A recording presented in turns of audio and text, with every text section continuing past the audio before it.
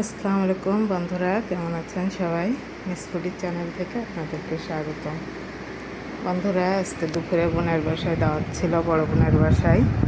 ওখান থেকে আবার বড় আপু রাত্রের খাবার দিয়ে দিয়েছে। এই যে এখানে দিয়েছে গরুর মাংস ভুনা।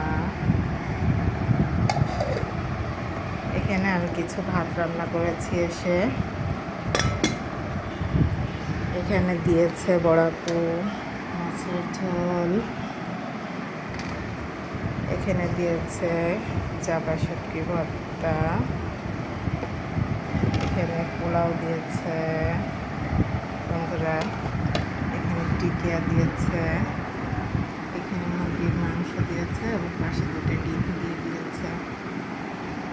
আর আমি বাসায় এসে একটু জর্দা রান্না করেছি।